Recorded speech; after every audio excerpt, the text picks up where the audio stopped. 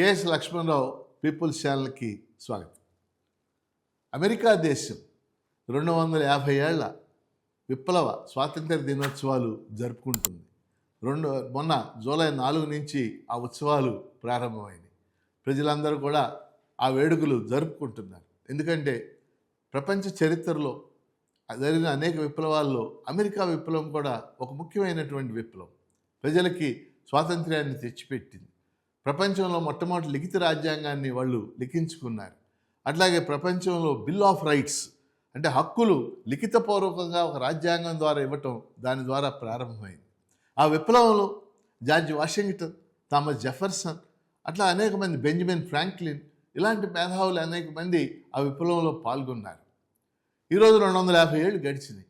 ఈ విప్లవ దినోత్సవాల సందర్భంగా అమెరికా ప్రభుత్వం $1 విలువతో కూడిన బంగారు నాణ్యాన్ని విడుదల చేసింది. గుర్తుగా విడుదల చేయడంలో తప్పు కూడా లేదు. కానీ $1 విలువ కలిగిన ఆ బంగారు నాణ్యం మీద డొనాల్డ్ ట్రంప్ చిత్రాన్ని ముద్రించారు. డొనాల్డ్ ట్రంప్ అంటే ఇప్పుడు మనం చూస్తున్నాం.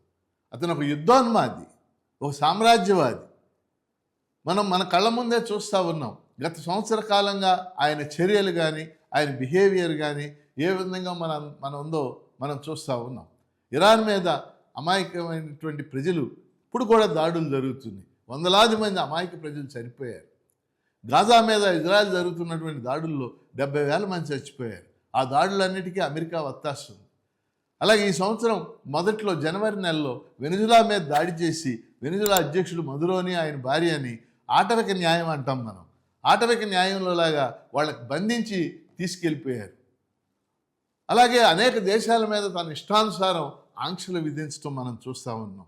అనేక దేశాల మీద సుంకాలు విధించడం మనం చూస్తూ ఉన్నాం. ఒక యుద్ధోన్మాది ఎలా ప్రవర్తిస్తాడో అలా ప్రవర్తించడం మనం చూస్తూ ఉన్నాం. విప్లవ దినోత్సవ సందర్భంగా బంగారు నాణ్యం మీద అటువంటి యుద్ధోన్మాది చిత్రంతో నాణ్యాన్ని విడుదల చేయటం కరెక్ట్ కాదనేది నాకున్న అభిప్రాయం. ఒక జార్జ్ వాషింగ్టన్ ఒక చిత్రాన్ని విడుదల చేయొచ్చు, లేకపోతే ఆ రోజు బెంజమిన్ ఫ్రాంక్లిన్ లాంటి వాళ్ళు చాలామంది పాల్గొన్నారు.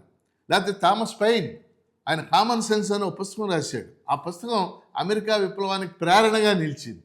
అలాంటి వ్యక్తితో పేరుతో బంగారు నాణ్యాన్ని విడుదల చేయొచ్చు. వాళ్ళందరినీ వదిలేసి ఈ డొనాల్డ్ ట్రంప్ ముఖ చిత్రంతో బంగారు నాణ్యాన్ని విడుదల చేయటం కరెక్ట్ కాదనేది నా ఉద్దేశం. మీ అభిప్రాయాన్ని కూడా తెలపండి.